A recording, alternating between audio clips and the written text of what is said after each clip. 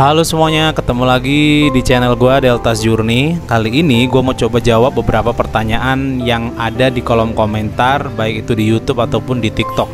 Karena banyak banget yang nanya ke gua tentang Vespa Extreme ini. Yang sebenarnya pertanyaan ini juga udah pernah gua tanya langsung ke rombongan Vespa Extreme yang ada di video-video di channel gua ya.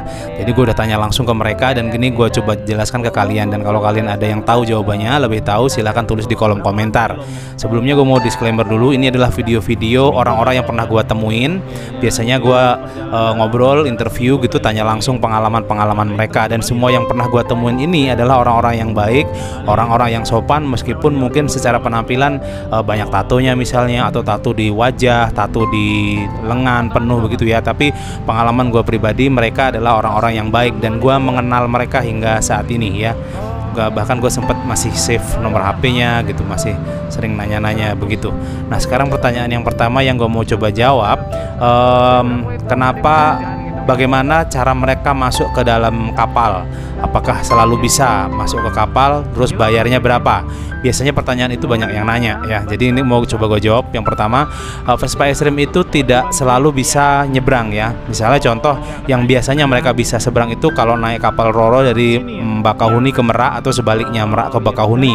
Itu biasanya bisa Vespa Extreme yang gede-gede. Nah tapi misalnya dari Sumatera ke Pulau Sabang misalnya, itu tidak selalu boleh. Jadi kapalnya tidak mengizinkan mereka untuk naik. Makanya mereka kalau ke 0 km naiknya Vespa biasa.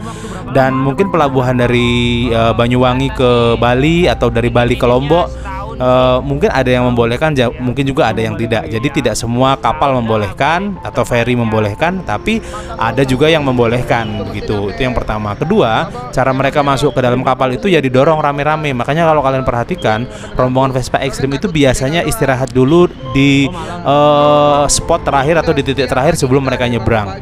Biasanya mereka menunggu rombongan yang lain biar bisa ngedorong kapalnya mudah bareng-bareng gitu. Kalau ada 6-7 orang kan mudah ngedorongnya barengan. Tapi kalau Vespa Extreme-nya gede, ada 3 orang doang di Vespa itu, tentu keberatan, mereka nggak sanggup untuk ngedorong Vespa Extreme tadi. Makanya mereka bakal nunggu kawannya, kalau ada Vespa Extreme yang mau datang bisa minta tolong. Atau ada kawan yang mungkin di Palembang atau di kota lain yang dekat dengan pelabuhan, mereka akan ngebantu mereka untuk ngedorong Vespa Extreme-nya. Jadi emang beneran solid banget gitu sih. Itu yang pertama. Yang kedua, bayarnya berapa? Yang gua tahu mereka bayarnya kayak mobil guys. Bahkan mungkin bayarnya kayak mobil besar gitu, kayak travel mungkin ya, karena bodinya kadang gede banget. Berdasarkan apa yang pernah gue tanya ke mereka, jadi mereka bayarnya bukan bayar motor, tapi bayarnya udah kayak bayar harga mobil gitu.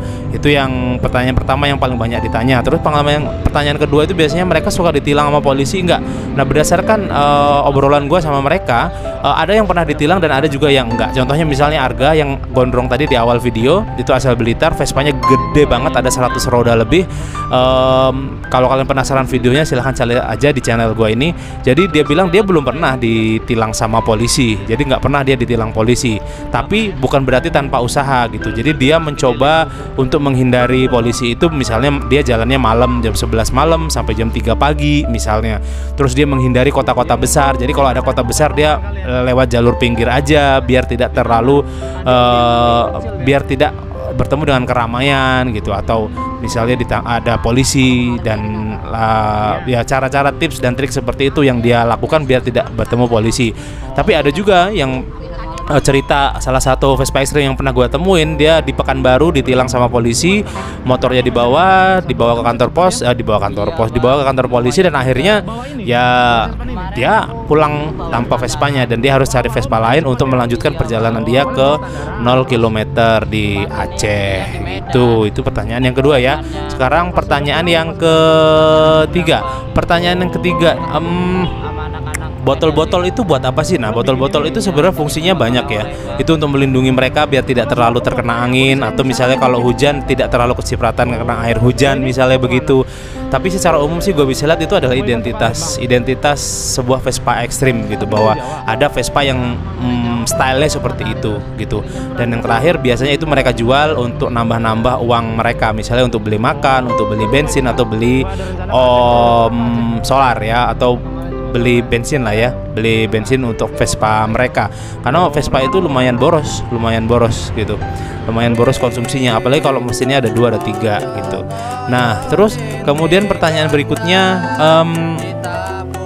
kalau pernah nggak mereka sakit gitu ya. Ada yang nanya juga, pernah nggak mereka sakit? Ini coba gue jawab. Jadi anak-anak Vespa itu juga sama seperti kita. Ada yang sakit, kadang ada yang masuk angin, ada yang kemudian harus pulang karena sakit. Kemudian ada yang, nah ini yang lagi nyanyi di tengah ini, yang tengah yang megang ukulele, dia ini pernah kena sakit liver atau sakit kuning, dan itu dirawat oleh kawan-kawannya aja yang ngerawat hingga sampai sembuh, dan akhirnya dia bisa pulang ketemu gue di Bandar Lampung dan ngobrol-ngobrol dan bikin video sih cerita pengalaman dia gitu.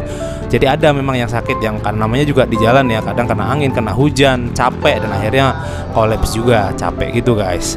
Nah kemudian apa yang mereka cari gitu ya. Nah ini pertanyaan pertama yang gue tanyain ke mereka. Jadi sebenarnya mereka ini anak-anak muda yang sedang mencari identitas, ingin menikmati kondisi mereka. Jadi pengen keliling Indonesia, pengen melihat Indonesia lebih jauh, tapi mereka nggak punya uang banyak misalnya. Nah tapi menurut gue mereka ini adalah anak-anak muda yang ingin menikmati apa yang mereka punya gitu. Jadi sebenarnya intinya itu, mereka ingin menikmati apa yang mereka punya.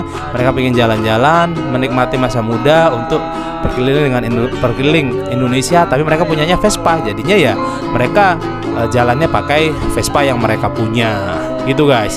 Jadi itu beberapa pertanyaan yang ada di kolom komentar gue yang coba gue jawab. Pertanyaan lainnya ada masih banyak, gue jawab di video lainnya karena videonya nanti terlalu panjang. Ini udah 6 menit videonya. Jadi silahkan cari di channel Delta Journey perjalanan atau pertanyaan-pertanyaan tentang anak-anak Vespa Extreme dan video-video mereka lainnya. See you guys.